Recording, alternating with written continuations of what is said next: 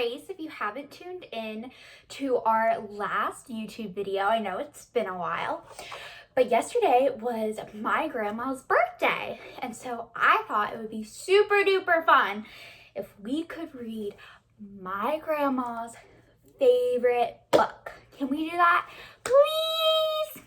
Okay, so her favorite book is Little Bear's Sunday Breakfast. And this is a very old book. Let's see when this book was published. 1963. That's so long ago. My parents weren't even alive in 1963. So, we're going to read this book. And as you can see, it's very tattered because it's so old. But I read this book when I was little and I liked it. So I think you're going to like it too. So, in the fall, Little Bear set his alarm for the first day of spring and went to bed.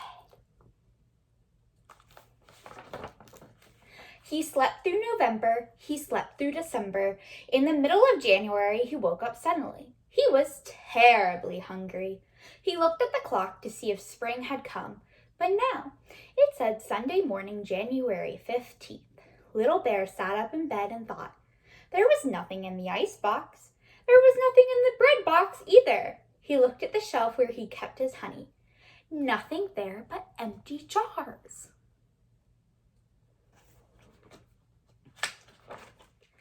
Little Bear got out of bed. He took a deep breath and began to do his morning exercises. 1, 2, I hate the zoo. 3, 4, I go to the store. 5, 6, I hunt for ticks. 7, 8, I come early and leave late. 9, 10, I eat honey, but not men. When he had done this 20 times, he went out to look for something to eat. So do we see he's doing his little morning exercises? He walked across the fields until he came to a little red house. There was nobody around, so he opened the window and climbed right in. The table was all set for breakfast, so Little Bear took off his hat and coat and made himself at home. There were 3 plates on the table. The first one had bacon and eggs on it. Don't like bacon, he said. Said Little Bear. So he gave a great gulp, and the eggs disappeared. On the second plate stood a bowl of oatmeal with cream. Don't like eat oatmeal, said Little Bear. So he gave a great gulp, and the cream disappeared. I like oatmeal. I like bacon, so I would have eaten all of them.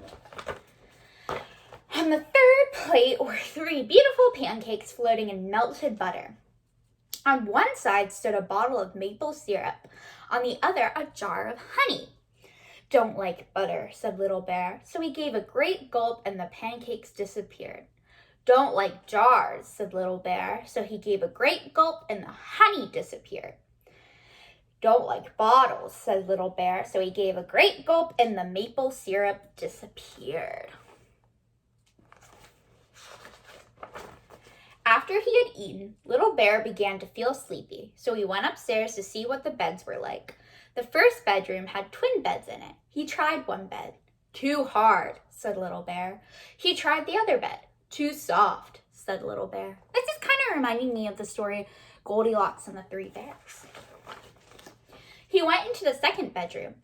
There was only one bed. Little Bear bounced up and down on it. Not too hard, said Little Bear.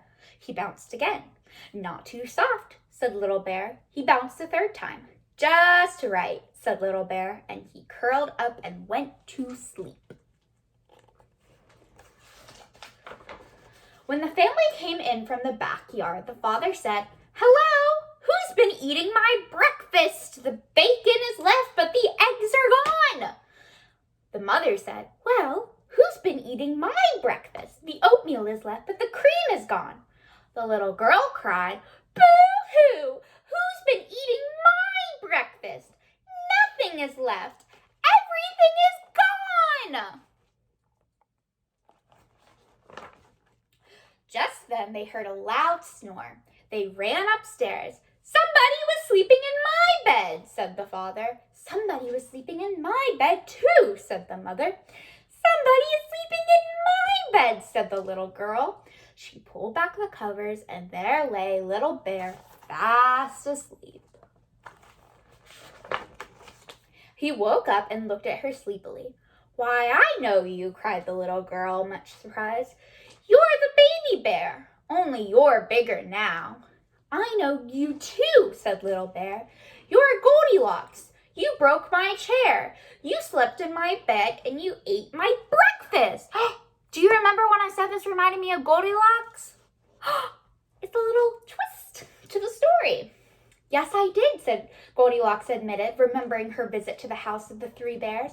"But now you're sleeping in my bed and you've just eaten my breakfast." "That's true," said Little Bear, who didn't like to argue.